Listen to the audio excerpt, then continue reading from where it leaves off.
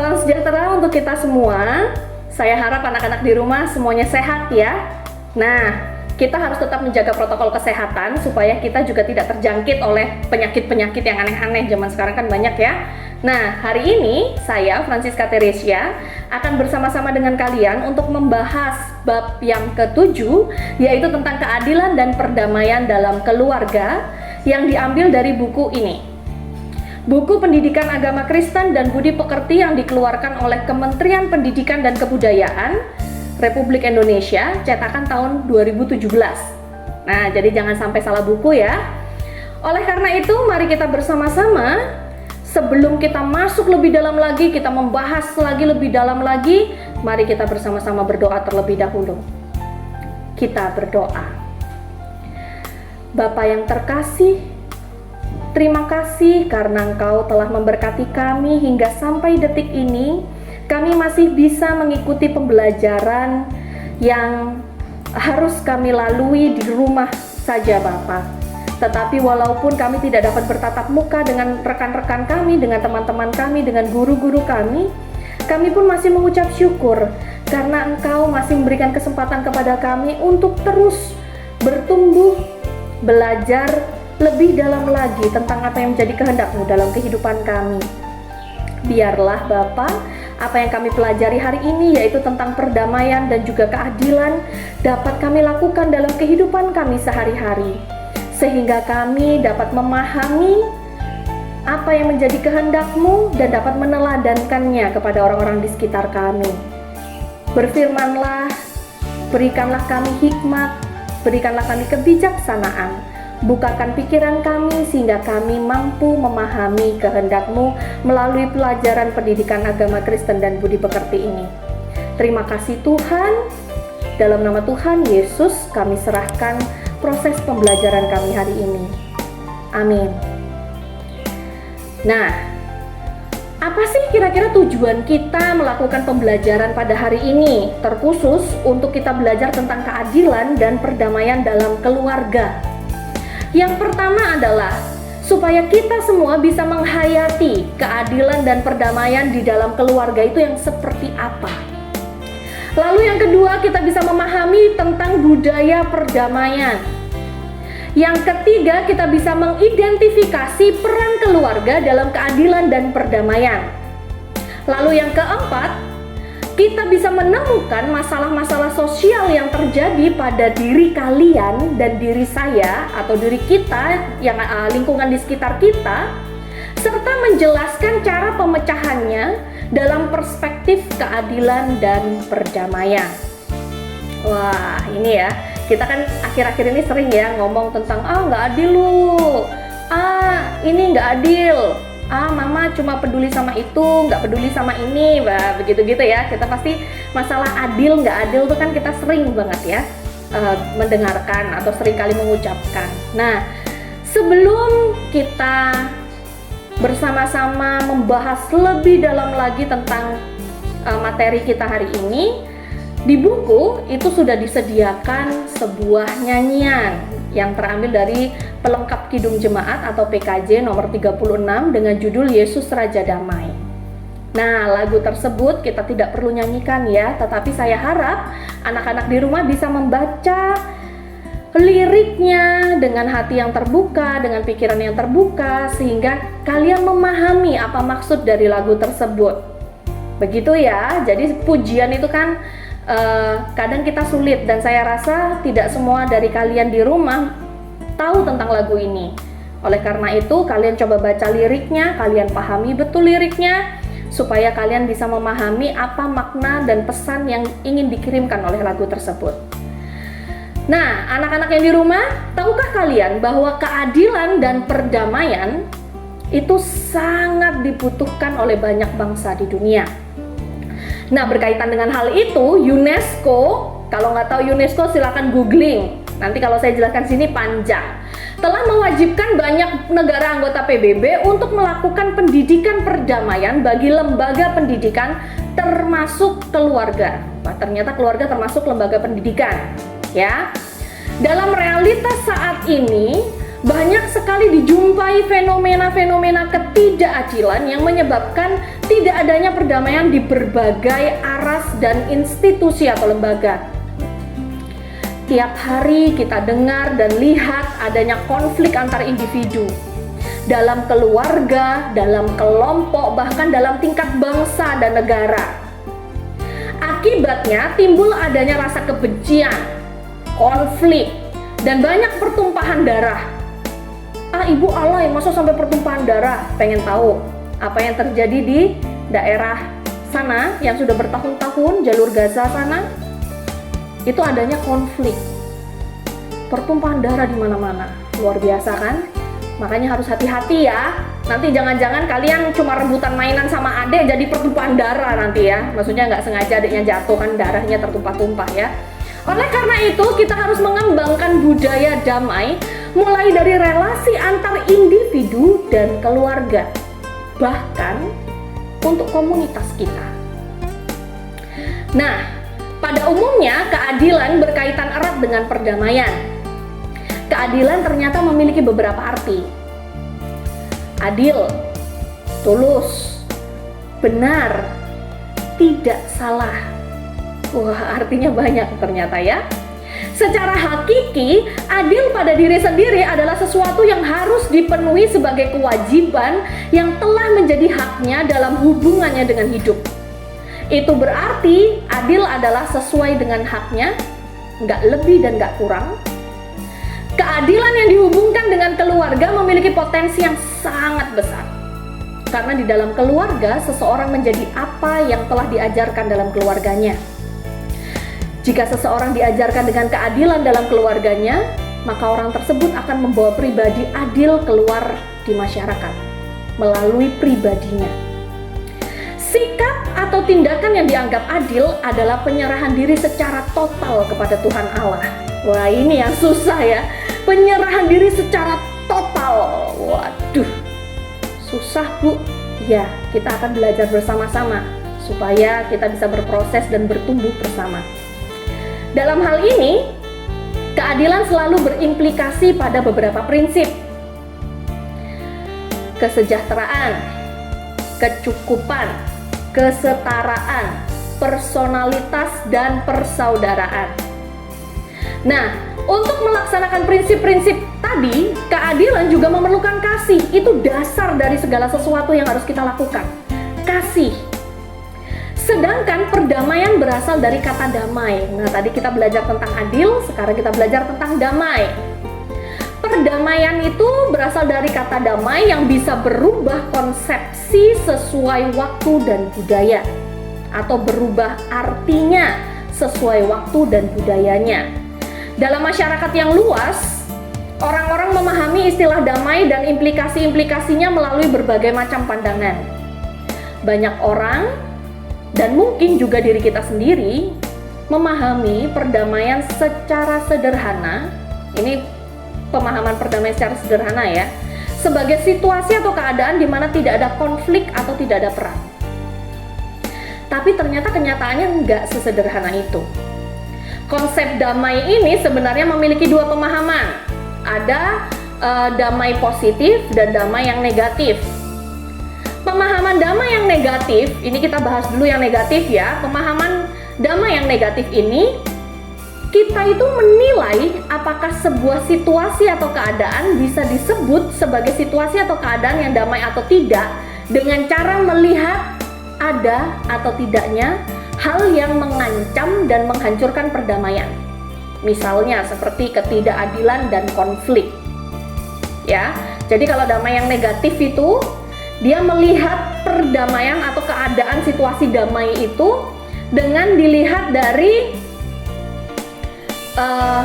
ada enggaknya sih situasi yang gara-gara ketidakadilan dan konflik itu akhirnya muncul ketidakdamaian. Nah, atau dalam skala yang lebih luas adalah perang. Ya, itu adalah perdamaian atau damai yang negatif. Contoh dalam keluarga, tidak ada konflik, pertengkaran, saling curiga, saling menuduh, kekerasan, itu nggak ada. itu berarti damai yang negatif. Jadi itu damai, tapi kenapa negatif, Bu? Bukan maksudnya damainya negatif, bukan, tetapi maksudnya dia tidak mencoba lebih dalam lagi. Pokoknya cuma dilihat luarnya aja. Pokoknya nggak ada perang, aman-aman aja, nggak ada konflik, nggak ada maki-makian, nggak ada omel-omelan, itu berarti damai. Nah, ya itu ya damai yang negatif. Lalu bagaimana dengan damai yang positif? Ya, damai yang positif. Damai yang positif itu dia dapat menilai suatu keadaan damai itu melalui situasi atau keadaan, nggak hanya sekedar lihat ada perang atau konflik, enggak, tetapi lebih dalam lagi dengan melihat ada nggak sih hal yang mendukung terciptanya perdamaian. Jadi dia mengulas lebih dalam lagi. Nah, dalam pemahaman semacam ini, yang kita cermati adalah apakah orang-orang dalam keluarga tersebut sudah dengan sengaja berusaha menghapuskan berbagai bentuk kekerasan dan ketidakadilan, baik secara individual maupun dalam struktural keluarga. Nah, kalian juga harus ingat ya, bahwa yang namanya ketidakadilan, kekerasan dalam rumah tangga itu tidak hanya sekedar dari pukulan secara fisik, tetapi juga secara verbal. Bahkan sekarang ada yang nggak verbal pun, cuma dilihat pakai mata, itu bisa merupakan kekerasan. Ya, jadi harus hati-hati sekali. Jangan sampai terus kita dibilang melakukan KDRT gitu ya. Cuma gara-gara kita ngelihat orang dari atas sampai bawah dengan pandangan merendahkan gitu ya. Misalnya adik kita gitu, cuma ngeliat emangnya dia bisa gitu. Tapi kita nggak ucap, kita cuma ngelihat aja, itu udah menjadi kekerasan. Jadi harus berhati-hati sekali. Kita harus sangat bijak untuk menanggapi itu. Nah, kita juga harus melihat apakah orang-orang tersebut sudah dengan sengaja menciptakan hal-hal yang bisa menjamin kelanggengan perdamaian dan keadilan terhadap masing-masing anggota keluarga. Wah, ternyata damai yang positif itu lebih dalam lagi dilihat. Nggak hanya dilihat, oh nggak ada pertengkaran, tetapi harus dilihat, oh bapak kalau anaknya bertengkar, bapaknya ngerangkul nggak? Ibunya ngelerai nggak? Jadi hal-hal untuk mengusahakan perdamaian itu apakah sudah dilakukan oleh masing-masing anggota keluarga? Membagi tugas dengan adil sesuai dengan usia. Nggak mungkin kan kalian misalnya punya kakak usianya udah kuliah, kalian sekarang SMA, kalian punya adik SD, terus adikmu ditugasi sama kamu ditugasi cuci piring, adikmu ditugasi bersihin mobilnya papa, kan nggak mungkin ya. Jadi keadilan itu juga sesuai dengan porsi masing-masing, sesuai dengan fungsi dan peran masing-masing. Kita lanjutkan lagi. Sebelum kita berdamai dengan keluarga dan lingkungan, seharusnya lebih dulu kita berdamai dengan Tuhan dan kehendaknya. Ada satu lagi, kalian harus berdamai terlebih dahulu dengan diri kalian sendiri. Jangan sampai kita belum berdamai sama diri kita belum berdamai sama Tuhan, terus kita sok-sokan mencoba untuk berdamai dengan keluarga dan lingkungan. Takutnya nanti malah kita terbawa. Ya, jadi kalian harus berdamai dulu dengan diri kalian sendiri, lalu berdamai dengan Tuhan. Setelah itu silakan berdamai dengan keluarga dan lingkungan. Ini ya, perdamaian ini adalah dasar utama kehidupan Kristiani. Usahakan dan upayakanlah pola hidup kalian adil dan damai dengan meneladani keadilan dan perdamaian Tuhan. Gimana caranya? Caranya adalah membuat pola hidup berkomunikasi dengan Tuhan setiap hari melalui pembacaan firman dan doa. Ingat, doa nafas orang beriman, bukan doa itu ATM berjalan ya. Nanti kalian pikir doa itu aplikasi permintaan kepada Tuhan, bukan nak ya. Bukan, doa itu berkomunikasi dengan Tuhan. Nanti kita belum sempat berkomunikasi nih, biasanya nih ya. Saya waktu kecil tuh sering kayak begitu. Tuhan, saya mau makan, amin. Tuhan, saya mau makan, berkati makanan saya, amin. Atau yang agak panjang, Tuhan, terima kasih karena Tuhan telah memberkati makanan kami, memberikan kami makan. Berkatilah orang-orang di luar sana juga Tuhan, supaya mereka juga bisa makan. Terima kasih Tuhan, amin. Apakah itu komunikasi? Bukan. berikan waktu untuk bersaat teduh sedikit. Berikan waktu di mana Tuhan menjawab. Ya, jadi terus Tuhan aku minta makan, atau Tuhan aku minta uang, aku mau beli mainan ini nih. Tuhan aku belum beli kuota nih. Tolong sediakan uang buat kuota ya Tuhan ya. Amin. Tapi kamu nggak pernah baca firman. Maaf Tuhan bukan ATM berjalan nak ya. Tuhan itu mencoba berkomunikasi dengan kita melalui doa. Jadi jangan sampai, namanya komunikasi itu kan dialog bukan monolog ya. Jadi tolong diingat, gimana caranya kita berdialog? Kita bisa melakukan dengan membaca firman Tuhan, dengan bersaat teduh sebelum atau sesudah berdoa. Jadi berikan kesempatan kepada Tuhan untuk bercakap-cakap dengan hati kita. Begitu ya. Next. Nah, untuk kegiatan yang pertama, nih, kalian harus mencurahkan pendapat kalian. Wah, ya, bukan curahan hati ya. Ini kalau curahan hati kan curhat, kalau ini curpen. Ya, apa curpat? Nggak enak banget kalau curpat. Oke, kita mencoba mencurahkan pendapat kalian. Yang pertama, apa yang kamu pahami dengan perdamaian dan keadilan dalam keluarga? Nah, apa sih perdamaian dan keadilan dalam keluarga? Kira-kira pemahaman kalian seperti apa? Kalau saya mencoba memahami perdamaian dan keadilan dalam keluarga itu adalah situasi atau keadaan di mana masing-masing anggota keluarga memiliki hak dan tanggung jawab yang sama penting dan sama berharganya, sesuai dengan fungsinya masing-masing dalam keluarga, serta melakukan kewajibannya, begitu ya, dengan sukacita dan didasari dengan kasih. Nah, itu keadilan dan perdamaian di dalam keluarga. Kenapa sih kok harus didasari dengan kasih? Misalnya, adikmu belum sempat cuci piring karena kepalanya pusing. Kalau kita tidak punya kasih, kita bisa kayak para penjajah zaman dulu. Kita seret adik kita, pokoknya kamu harus melakukan tugasmu. Kan nggak boleh gitu ya. Kita harus punya kasih. Next, nomor 1 bagian A. Ini diuraikan lebih dalam lagi. Yang pertama, apakah arti perdamaian dan keadilan? Kita bahas dulu arti perdamaian. Arti perdamaian adalah keadaan atau situasi di mana tidak ada konflik atau perkelahian. Seperti tadi sempat kita bahas ya. Lalu, apa arti dari keadilan? Keadilan adalah situasi atau keadaan di mana masing-masing orang mendapatkan haknya, nggak lebih dan nggak kurang, serta melakukan tanggung jawabnya sesuai dengan fungsinya. Ya. Lalu yang bagian B, apakah dampak dari keadilan dan perdamaian? Dampaknya udah jelas. Yang pertama, damai sejahtera, nggak ada perang, aman, nyaman, kehidupan yang bebas konflik, berkurangnya tingkat kejahatan. Wah, membahagiakan sekali itu. Lalu yang C, apakah yang dimaksud dengan perdamaian yang positif?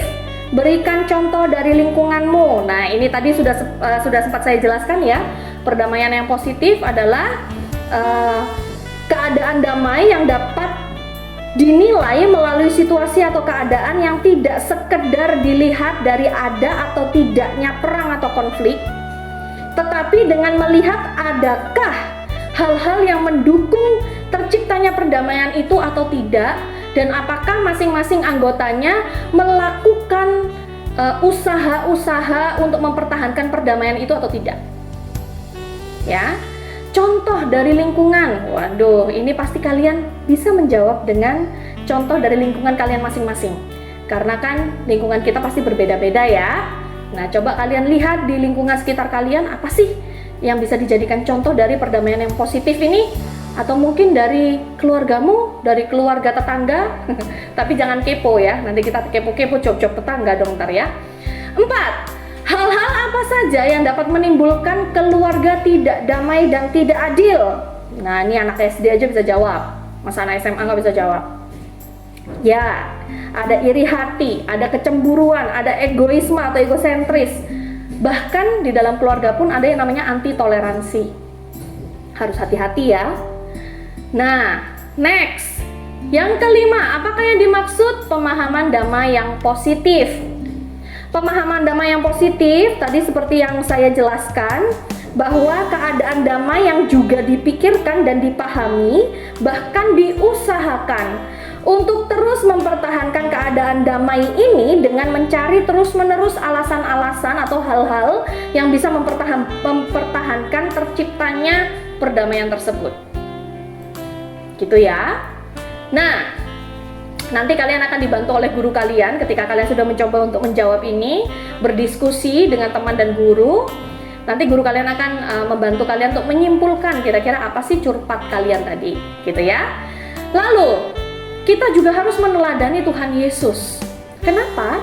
Karena orang Kristen adalah pembawa damai dan sahabat bagi dunia.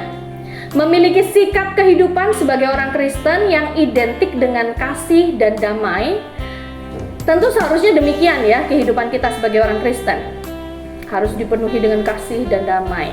Sebelum kita berdamai dengan keluarga dan lingkungan, seharusnya kita lebih dulu harus berdamai dengan Tuhan dan kehendak-Nya. Inilah dasar utama kehidupan Kristiani. Usahakan dan upayakanlah pola hidup kamu adil dan damai dengan meneladani keadilan dan perdamaian Tuhan. Gimana caranya?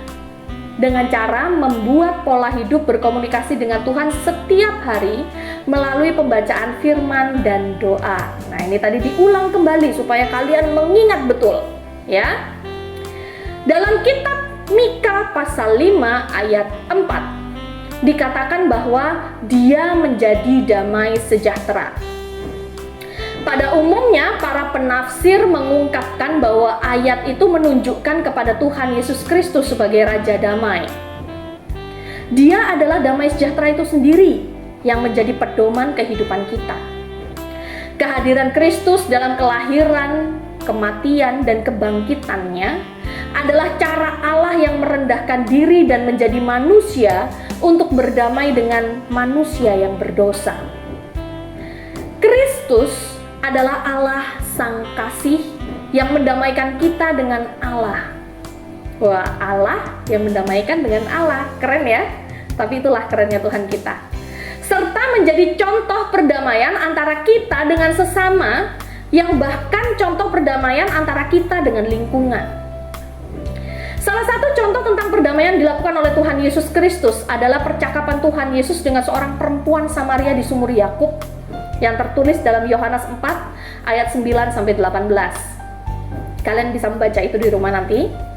Pada ayat tersebut kita menemukan bagaimana Tuhan Yesus sebagai seorang Yahudi sedang menjadi jembatan pendamai dengan orang Samaria. Ya, kalian tahu ya bahwa orang Israel dengan orang Samaria itu kan nggak bisa akur. Kenapa? Karena orang Samaria itu dianggap dia bukan darah murni, dia bukan orang murni. Jadi dia nggak layak.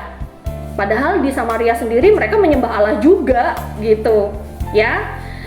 Nah, di mana sebelumnya kedua bangsa ini bermusuhan dan tidak berkomunikasi satu dengan yang lainnya. Orang Israel menganggap diriku lebih tinggi daripada orang Samaria. Tetapi malahan Yesus yang lahir di tengah-tengah orang Israel, dia menjadi jembatan pendamai antara Israel dengan Samaria. Luar biasa ya. Sebenarnya apa yang diperlihatkan Tuhan Yesus dalam kisah di atas merupakan sebuah teladan yang harus dilakukan dalam kehidupan orang Kristen. Jadi kalian juga harus jadi jembatan. Jangan malah merusak jembatan yang ada, ya. Terutama kaum remaja yang sering sensitif. Nah nih, tuh marah kan? Sensitif, ya, mudah tersinggung, mudah terlibat konflik. Wah, dicoel dikit, apa sih kamu? Waduh, ya Tuhan. Coba kalau dicoel pakai duit 1.000, iya sini sayang, gitu ya. Jangan ya, jangan sampai kita terlibat konflik. Kita harus jadi pembawa damai. Tuhan Yesus memberikan teladan bahwa sebagai orang Kristen harus menjadi pembawa damai bagi dunia. Salah satu tes yang bisa kita lakukan, misalnya ketika kita hadir di suatu tempat nih, ya, ketika kita hadir, apakah kehadiran kita disukai atau tidak? Adakah kehadiran kita sudah ditunggu-tunggu atau sangat diharapkan? Jika kehadiran kita diterima atau ditunggu-tunggu, mungkin kita sudah membawa dampak yang positif bagi lingkungan itu. atau setidaknya membawa damai di lingkungan. Tetapi tolong diingat, ini tidak selalu valid. Ya, kenapa? Karena saat ini kadang-kadang yang disukai itu bukan yang bawa damai, tetapi yang disukai itu yang nurut, yang manut, yang nggak mau bawa konflik. Itu beda. Membawa damai dengan manut nurut seperti dicocok hidungnya itu beda. Ya, ketika kita membawa damai, kita tahu apa yang terbaik untuk kebaikan kedua belah pihak. Sedangkan kalau manut aja kita hanya memilih satu pihak saja, itu bukan perdamaian. Ya, itu bukan perdamaian. Konflik tidak muncul, konflik terbuka tidak muncul, tapi konflik tertutup nggak karu-karuan. Akhirnya muncul bullying, muncul macam-macam deh. Ya, jadi tolong dibedakan ya. Nanti takutnya di rumah ada yang merasa, lo kehadiranku nggak ditunggu-tunggu, tapi kan aku berusaha menjaga damai sudahan, Bu. Ya, kamu tidak salah, nak. Ya, kamu tidak salah. Karena pada saat ini kita pun harus sangat berhati-hati dengan bullying. Loh Bu, kita sekarang udah di rumah, nggak ketemu sama teman, masih ada cyberbullying. Bikin grup WA sendiri untuk menghina-hina satu orang. Jangan sampai sayang ya, anak-anak yang di rumah, saya yakin kalian semua adalah anak-anak pembawa damai yang luar biasa. Bukan anak-anak yang seperti itu, ya. Oke. Nah, tahukah kalian bahwa lingkungan itu sangat membutuhkan perdamaian atau keadaan yang damai? Sudahkah kita menjadi pembawa damai bagi lingkungan kita? Tanyakan dalam diri kalian. Sudahkah kita sungguh-sungguh berdamai dengan Allah dan berdamai dengan sesama? Sebelum itu, sudahkah kalian berdamai dengan diri kalian sendiri? Menerima diri kalian apa adanya? Hal ini pernah dibuktikan oleh salah seorang peneliti tentang dampak suasana damai. Nah ini ya, dampak suasana damai. Suatu ketika ada dua kelompok ayam betina. Kelompok pertama selalu diperdengarkan musik rohani setiap hari. Wah, waktu Tuhan. Wah, luar biasa ya. Kelompok kedua selalu diperdengarkan musik rock yang keras. Atau mungkin yang ya tahu ya, musik rock kan sangat keras sekali, atau mungkin lebih parah lagi musik underground itu lebih keras lagi dari musik rock. 1 bulan kemudian ketika tiba-tiba masa bertelur, ditemukan bahwa kelompok ayam pertama bertelur jauh lebih banyak dari kelompok kedua. Hal ini membuktikan bahwa ayam saja butuh kedamaian, apalagi manusia. Enggak Bu, saya nggak butuh kedamaian Bu. Patut dipertanyakan, kamu manusia bukan? Begitu ya. Kita semua pasti butuh perdamaian ya. Nah, lalu kegiatan yang kedua, kalian bisa melihat di samping ini ada sebuah gambar ya. Gambar apakah itu? Kalian pasti bisa melihat dengan jelas ya.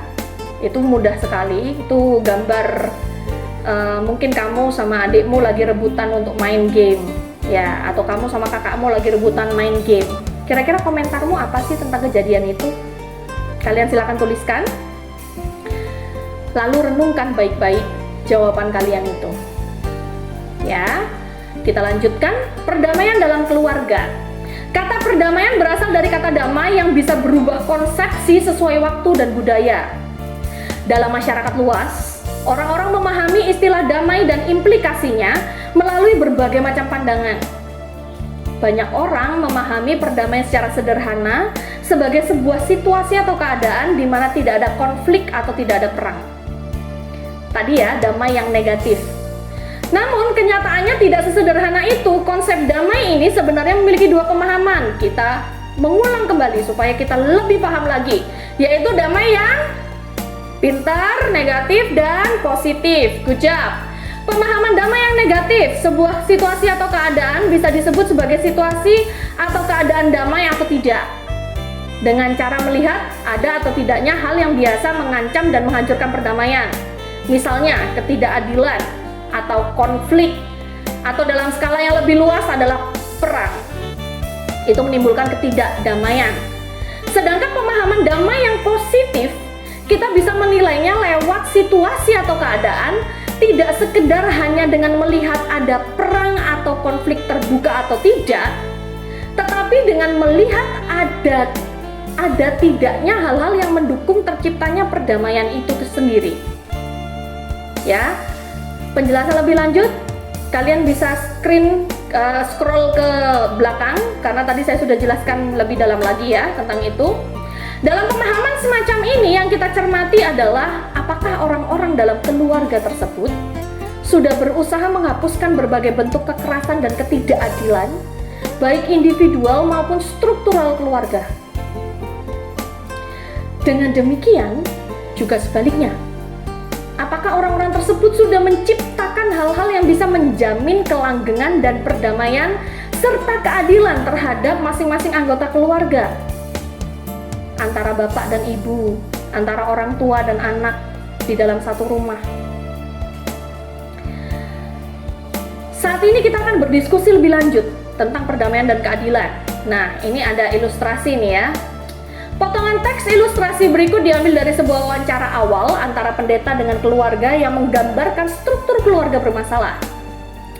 Ada Alan, ada Mary, ada Mike, dan ada Nancy, merupakan sebuah keluarga.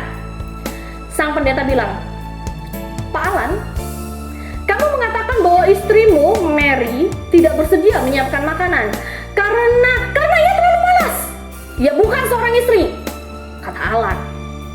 Mary jawab, "Bukan karena saya malas, saya cuma lelah, terlalu lelah. Tidak seorang pun mau melakukan segala sesuatu. Gak seorang pun." Mary mulai mungkin gitu ya, saya gak pinter kalau acting nangis. Lalu Alan sebagai seorang suami jawab lagi, "Gak seorang pun mau melakukan sesuatu soalnya kamu gak mau ngelakuin. Yang kamu lakuin cuma kritik." Terus bertengkar. Mary jawab lagi, "Kamu gak ngerti dan gak akan ngerti. Kamu gak mau ngerti." Ini cewek biasanya ya. Nancy gak pernah mengerjakan apapun yang saya katakan. Bahkan yang saya minta juga gak dikerjakan. Ia gak mau merapikan tempat tidur, apalagi bantu nyiapin makan malam ataupun mencuci piring. Si anak gak terima, "Walah bu, yang bener ki bapak," gitu ya. "Walah bu, ayah bener. Ibu tuh cuma tukang kritik. Aku gak ngerti kenapa aku harus merapikan tempat tidur setiap hari. Itu kan tempat tidurku. Kok ibu ngeritik aku soal tempat tidurku?" Terus si Alan jawab, "Iya benar. Untuk apa kamu juga ngeluh masalah itu? Ya ampun Mary, kamu bahkan gak ngerapikan tempat tidur kita loh." Waduh, ini susah ya. Ibunya marah-marah, anaknya gak ngerapin tempat tidur, ternyata dia sendiri gak ngerapin tempat tidurnya sendiri gitu ya. Mary-nya jawab, "Kamu juga gak mau ngerti sih. Aku hanya butuh pertolongan. Ternyata di keluarga ini gak ada yang mau nolong." Si Mike, "Lah terus aku Mary marah lagi, "Lah kamu? Kami bahkan gak pernah lihat kamu. Kamu makan di rumah tapi gak pernah sama-sama kami." Nah ini yang suka makan di kamar, di depan laptop, hati-hati. "Kamu tidur di rumah tapi cuma itu aja. Kamu seperti anak kos aja, bukan kayak anakku." Ini ya, buat kalian yang suka makan di dalam kamar sambil nonton TV atau sambil nonton film, sambil main game, gak mau keluar kamar mencoba melihat kondisi bapak atau ibu kalian atau keluarga kalian di rumah, jangan-jangan kalian bukan anaknya ya, kalian ngekos doang di sana. Hati-hati loh, nanti nggak lama-kelamaan kalian dimintain uang buat uang kos, bukan malah dikasih uang bulanan ya. Hati-hati ya. Ini ya, dirubah ya kebiasaan yang seperti itu. Kalau mau makan, diusahakan makan bersama dengan keluarga. Nah, dari cerita yang tadi saya sampaikan, diskusikan dengan teman kalian, boleh melalui WhatsApp group, boleh melalui e-learning yang ada di sekolah kalian, nanti akan dipimpin oleh guru kalian ya. Lalu presentasikan di depan teman-teman dan guru kalian. Boleh melalui Zoom, boleh melalui Google Meeting, kalian bisa mempresentasikan. Yang pertama yang harus kalian coba diskusikan dan akan presentasikan adalah apa yang menjadi penyebab timbulnya situasi tidak damai pada keluarga di atas. Macam-macam tuh, ada banyak banget. Salah satunya adalah tidak memberikan teladan, tidak mau menolong. Yang lainnya kalian cari sendiri. Yang kedua, apa yang kamu tangkap dari peran Alan, Mary, Nancy, and Mike? Bagaimana seharusnya peran mereka masing-masing dalam keluarga, maaf. Ya, bagaimana seharusnya peran mereka masing-masing dalam keluarga? Pasti kalian tahulah. Alan perannya sebagai apa? Fungsinya sebagai suami atau kepala keluarga, perannya bagaimana? Mary perannya sebagai apa? Sebagai istri atau ibu, fungsinya bagaimana? Nancy perannya sebagai anak, dan Mike perannya sebagai anak, fungsinya dalam keluarga seperti apa? Kalian coba gali, kalian tuliskan satu persatu. Yang ketiga, menurut kalian apa yang harus mereka lakukan untuk menciptakan keadilan dan perdamaian dalam keluarga? Kira-kira apa aja sih yang bisa kita lakukan atau yang mereka lakukan untuk menciptakan keadilan dalam keluarga? Ya, kalian kan sudah membaca story-nya kan? Pasti kalian bisa menjawab ini. Yang keempat, mengapa orang-orang yang membawa damai disebut orang yang berbahagia menurut Kristus? Ini kita bahas ya. Kalau kalian ingat bahwa orang-orang yang membawa damai disebut orang yang berbahagia menurut Kristus, itu karena ketika kita membawa damai, itu pasti kita merasakan kedamaian terlebih dahulu. Ketika kita merasakan kedamaian terlebih dahulu, pasti kita sudah melakukan keadilan. Oleh karena itu, kita adalah orang-orang yang berbahagia karena kehidupan kita sudah dipenuhi dengan damai dan keadilan. Ya. Jadi itu ya penjelasannya. Yang kelima, apa sumbangan yang dapat kamu berikan untuk keadilan dan perdamaian dalam keluargamu? Coba kalian bayangkan, karena situasi setiap keluarga pasti berbeda-beda. Jadi saya harap kalian bisa mencoba mencari tahu, menggali lebih dalam lagi dalam diri kalian, sumbangan apa sih yang bisa saya lakukan untuk keluarga. Ya. Lalu yang keempat, maksudnya masalah yang dihadapi kaum muda pada masa kini. Wah, ini nih ya. Philip Tang Dillington dalam Sugio, bukunya Sugio yang dicetak tahun 2001, mengungkapkan ada 4 masalah pokok yang dihadapi kaum muda pada umumnya, yaitu masalah dalam keluarga, masyarakat, gereja, dan diri kaum muda itu sendiri. Mengidentifikasi masalah merupakan langkah yang bijak untuk dapat mengatasi dan menanggulanginya. Yang perlu diketahui dan dilakukan bahwa setiap masalah kaum muda merupakan tanggung jawab kaum muda itu sendiri untuk mengatasinya. Orang lain hanya bisa memberikan bantuan atau pendampingan. Kita cuma bisa mendengarkan kalian curhat, kasih masukan, menegur kalian kalau kalian mengambil keputusan yang salah. Kami para orang tua, orang yang dewasa, lebih dewasa dari kalian, itu hanya bisa melakukan itu karena tanggung jawabnya adalah tanggung jawab diri kalian sendiri. Next, dengan kata lain, kaum muda harus melatih dan mendidik dirinya sendiri untuk mengatasi masalah secara mandiri. Jika memang tidak mampu, silahkan minta tolong kepada orang lain, khususnya kepada orang tua. Jangan minta tolong sama teman kalian seumuran ya, kan sama aja nanti ya. Minta tolong lebih baik langsung sama orang tua. Jangan pernah gengsi untuk ngomong apapun sama orang tua ya nak, karena bagaimanapun juga orang tua nanti yang akan pusing dan membantu kita dalam menyelesaikan masalah kita. Teman-temanmu belum tentu. Dalam hubungan dengan keluarga ada kesenjangan atau jarak antara nilai dan norma yang berakibat membawa pada konflik antara kaum muda dan orang tua. Nih perbedaan nilai ya. Kurangnya perhatian dan pengertian dari orang tua, menurunnya wibawa orang tua karena pengaruh teknologi komunikasi, posisi anak dalam keluarga. Semua itu dapat membawa akibat bahwa kaum muda kurang merasa damai, kurang merasa aman, kurang merasa terlindungi. Lalu mereka nggak nyaman tinggal di rumah, lalu sering berada di luar rumah, kehilangan kesempatan dan tantangan untuk berkembang secara utuh. Kaum muda sering terjalin dalam lingkungan sosial tanpa mereka sadari, yang sering menguasai dan memanipulasi hidup mereka. Kalau kita keluar dalam kehidupan sosial itu baik, tapi jangan sampai kita belum punya dasar yang kuat, kita udah keluar ke lingkungan. Habis kita nanti. Kita akan diombang-ambing, dilempar ke sana sini dan lain sebagainya. Akibatnya terjadilah sikap apatis, frustrasi dan tidak aman. Terlebih saat remaja berada dalam masa transisi menuju kepada kedewasaan hidup. Permasalahan dalam diri kaum muda sendiri umumnya berpangkal pada penampilan psikis dan fisik mereka yang masih labil dan terbuka terhadap pengaruh dari luar yang diserap lewat media komunikasi atau pergaulan seperti ketidaktahuan seksualitas serta upaya aktualisasi diri yang kurang mendapat tanggapan dan pengakuan merupakan konflik sekitar kebebasan mereka. Contohnya apa? Pansos. Penting nggak coba itu pansos? Nggak penting ya, nggak ngaruh kamu hidup atau enggak. Kamu tetap hidup kok kalau nggak pansos. Kamu tetap berharga di mata Tuhan walaupun nggak pansos ya. Jadi nggak usah melakukan yang aneh-aneh deh.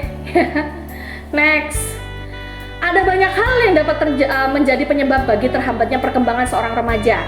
Di antaranya, kurang menyadari potensi yang dimiliki. Nih, karena terlalu mendengerin kata orang, akhirnya nggak ngerti potensi kalian sendiri. Pendidikan yang tidak tuntas, perasaan tidak berpunya atau minder, pengaruh pernikahan dini, dan kurangnya kesadaran serta upaya untuk mengubah tradisi. Ingat kenapa tradisi itu harus diubah seiring dengan waktu. Ada tradisi yang harus diubah, ada tradisi yang tidak harus diubah. Hanya harus disesuaikan. Tradisi itu buatan manusia. Ya, jangan sampai terus akhirnya kita yang harus diperintah sama tradisi. Kita harus bijak dalam menanggapi soal tradisi. Ada tradisi yang baik, tetap lakukan. Ada tradisi yang sudah tidak sesuai dengan apa yang harus kita lakukan dalam kehidupan kita, ubah. Begitu ya. Banyak pula yang mengalami masalah lingkungan, misalnya kesulitan sekitar perumahan, lingkungan belajar, dan pergaulan bagi mereka yang datang dari desa ke kota besar. Dari kota besar ke desa juga kelihatannya juga ada masalah ya. Jadi harus sama-sama saling mencoba mengembangkan diri, menyesuaikan diri dengan lingkungan, gitu ya. Semuanya itu mengakibatkan kaum muda menjadi gelisah, bingung, nggak pasti, masa depan suram. Waduh, itu yang susah. Jangan sampai masa depan kalian suram ya nak ya. Jadi tetap harus memikirkan yang terbaik bagi masa depan kita. Nah, sekarang saya minta kita untuk mempersiapkan diri untuk presentasi kelompok. Saya minta kalian membagi diri kalian dalam satu kelas menjadi beberapa kelompok. Ya. Lalu masing-masing kelompok membaca dan memahami teks Alkitab dan menjawab beberapa pertanyaan berikut serta menghubungkan dengan keadilan dan perdamaian. Setelah itu silakan presentasikan di dalam Zoom meeting atau Google Meeting bersama dengan guru dan teman-temanmu. Kalian bisa membagi jadi 2 kelompok saja atau 4 kelompok, harus genap ya. Kelompok yang pertama atau kelompok genap bisa membahas tentang Yesaya 57 ayat 21. Lalu kelompok yang ganjil atau kelompok yang kedua, kalian bisa membahas dari Matius 5 ayat 9. Ya. Lalu apa sih yang dibahas dari kelompok 1? Kita jelaskan dulu lebih jelasnya lagi tentang Yesaya. Bagian Alkitab ini berisi tentang kata-kata penghiburan dari Nabi Yesaya untuk umat Tuhan. Dia mengungkapkan bahwa tidak akan ada damai apabila umat Tuhan tetap melakukan ketidakadilan atau kefasikan. Tiada damai bagi orang-orang fasik itu. Jelas dari ayat ini bahwa realitas damai sejahtera bukanlah hal yang tanpa syarat. Keadilan merupakan langkah awal untuk memasuki suasana damai sejahtera. Jadi syaratnya damai sejahtera itu keadilan. Dengan demikian, pemecahan masalah kefasikan atau ketidakadilan perlu dipecahkan terlebih dahulu sebelum damai sejahtera itu dapat dialami. Ketidakadilan memang pada hakikatnya sangat mengganggu, meresahkan, menggelisahkan. Hal ini juga dialami oleh Nabi Yesaya di tengah-tengah bangsa yang dikasihinya. Oleh karena itu, Nabi Yesaya menyerukan dan mengusahakan agar masalah ketidakadilan lebih dulu digarap dan diatasi, sehingga damai sejahtera itu pada akhirnya menjadi realita komunitas.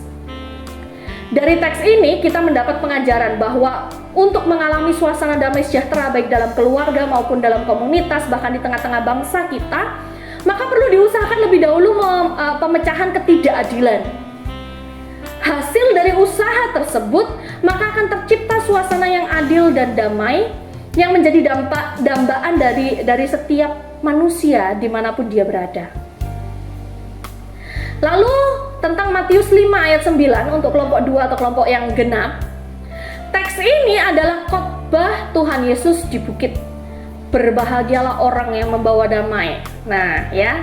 Orang yang membawa damai itu adalah orang yang menciptakan perdamaian atau yang menyalurkan damai yang berasal dari Tuhan Sang Pendamai Agung kepada semua orang.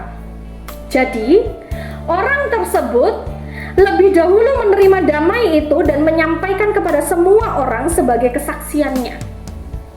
Mereka inilah yang akan disebut anak-anak Allah, yaitu keluarga besar kerajaan Allah. Itulah sebabnya mereka disebut sebagai orang yang berbahagia, karena mereka hidup secara adil, tanpa masalah, tanpa permusuhan, dan tanpa konflik. Membahagiakan sekali ini kelihatannya ya. Jadi dalam ajaran Tuhan Yesus tentang kerajaan Allah, damai merupakan kondisi yang harus ada dalam kerajaan Allah. Tanpa keadilan dan perdamaian, kerajaan Allah tidak dapat dihadirkan, dan tanda-tanda kerajaan Allah tidak dapat dirasakan.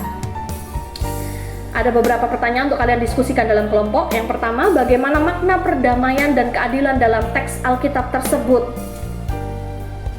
Seperti yang tadi sudah saya jelaskan berkali-kali, saya sekarang minta kalian yang mengungkapkan pemahaman kalian ya tentang makna perdamaian dan keadilan dalam teks Alkitab tersebut. Oke? Saya akan menjawab jawaban saya. Perdamaian dan keadilan merupakan satu kesatuan. Kedua hal itu nggak bisa dipisahkan, karena kedua hal itu merupakan tugas dari Allah untuk kita wujudkan dalam hidup kita sehari-hari, sehingga dirasakan dan diteladani oleh orang-orang di sekitar kita. Itu bahasa saya, silakan kalian menggunakan bahasa kalian. Pelajaran apa saja yang dapat kamu petik dari teks Alkitab yang dibaca? Nah, ini setiap orang pasti memahami dan mengimani dengan berbeda-beda. Jadi pelajaran apa aja yang udah kamu dapat? Gitu ya. Lalu kita akan pelajari tentang peran keluarga. Keluarga adalah unit terkecil dalam masyarakat. Keluarga adalah lembaga atau unit kemasyarakatan yang terkecil dan yang terpenting di dunia. Disebut demikian karena keluarga menentukan tinggi rendahnya mutu kehidupan masyarakat dan negara, termasuk gereja.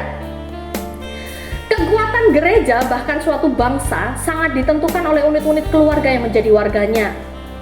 Apabila unit-unit keluarga itu terdiri dari keluarga-keluarga yang sehat secara jasmani maupun rohani dan bertanggung jawab, maka bisa dipastikan bahwa gereja bahkan negara akan menjadi lembaga yang sehat dan kuat juga. Sebaliknya, kalau keluarga-keluarga yang menjadi warga gereja itu lemah, rapuh, penuh dengan ketidakadilan dan jauh dari hidup yang damai, maka dapat dipastikan bahwa gereja maupun negara itu akan lemah, rapuh, dan kacau juga. Dari ungkapan di atas dapat diringkaskan bahwa pribadi dan keluarga yang kuat adalah keluarga yang bersedia berdamai dengan Allah, sumber perdamaian, dan berdamai dengan sesama, terutama dengan para anggota keluarga. Tugas berikutnya adalah kalian memberikan komentar dari sebuah teks yang sudah ada di depan. Ya, teksnya yang demikian. Tahukah kamu bahwa lingkungan kita membutuhkan keadilan dan perdamaian? Sudahkah kita menjadi pembawa keadilan dan perdamaian bagi keluarga dan lingkungan kita? Sudahkah kita sungguh-sungguh berdamai dengan Allah dan berdamai dengan sesama? Hal ini pernah dibuktikan oleh salah seorang peneliti tentang dampak suasana damai. Suatu ketika ada dua kelompok ayam betina. Kelompok pertama diperdengarkan musik rohani, kelompok kedua diperdengarkan musik rock yang keras. 1 bulan kemudian ketika tiba masa bertelur, kelompok ayam pertama yang diperdengarkan dengan musik rohani itu bertelur lebih banyak daripada kelompok ayam yang kedua. Hal ini membuktikan bahwa ayam saja membutuhkan kedamaian, apalagi manusia. Silakan kalian berikan komentar kalian terhadap teks ini. Ya. Lalu tugas yang selanjutnya adalah kalian mencoba mengenali diri kalian dengan mengidentifikasi sejauh mana kalian sudah menjadi alat keadilan dan perdamaian Allah untuk keluarga dan lingkunganmu. Saya berikan contoh, misalnya nama tindakannya, membereskan tempat tidur setelah bangun tidur. Berhasil karena sudah terbiasa sejak kecil. Jadi kalau udah ngisi yang berhasil, yang tidak berhasil nggak usah diisi. Kalau yang tidak berhasil yang diisi, yang berhasil nggak usah diisi. Begitu ya. Nah, nama tindakannya tindakan-tindakan kalian. Cara memperbaiki itu hanya diisi ketika tidak berhasil. Ya, kalau sudah berhasil, Ya nggak usah dituliskan cara memperbaikinya. Nah, saya rasa pembelajaran tentang perdamaian dan keadilan pada hari ini cukup. Saya akan membantu kalian untuk merangkumkan pembelajaran pada hari ini. Remaja membutuhkan dan perlu belajar tentang keadilan dan perdamaian. Hal tersebut perlu menjadi bagian dari kehidupan Kristen yang meneladani kehidupan Tuhan Yesus Kristus. Fenomena perdamaian seringkali berkaitan erat dengan keadilan. Keadaan yang tidak adil dapat menimbulkan konflik antar individu dalam keluarga dan komunitas.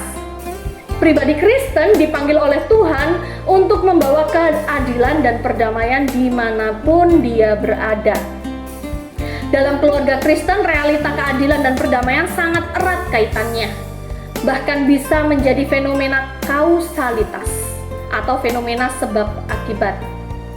Realita keadilan dan perdamaian sangat dibutuhkan dalam lingkup keluarga, bahkan juga dalam lingkup komunitas dan negara. Keluarga Kristen perlu meneladani sikap Tuhan Yesus Kristus dalam Sang Raja Adil, Sang Raja Damai, yang telah memberikan dirinya bagi kita. Kaum muda perlu berperan dalam keluarganya secara aktif untuk mengupayakan adanya keadilan, sehingga tercipta suasana damai dalam keluarga. Pada gilirannya, remaja Kristen perlu menjadi berkat bagi lingkungannya karena keadilan dan perdamaian yang dihadirkannya. Nah, demikian pembelajaran kita pada hari ini. Silahkan kalian juga melakukan ayat hafalan yang diambil dari Yakobus 3 ayat 17. Silahkan dihafalkan. Tentang ciri-ciri pendamai adalah peramah, penurut, penuh belas kasih, tidak munafik, dan tidak memihak. Lalu sejauh mana kamu sudah melakukan ciri-ciri sebagai orang Kristen? Tidak usah didiskusikan dengan teman sebangku, tapi coba renungkan untuk introspeksi diri kita sendiri. Begitu ya. Kita akan menutup pembelajaran hari ini biar kita semakin semangat. Sebelum berdoa kita mau nyanyi sama-sama. Tak kutaukan hari esok. Kita mau nyanyikan bareng-bareng. Kalau di buku itu kan belum terlalu lengkap ya. Jadi di buku itu belum terlalu lengkap.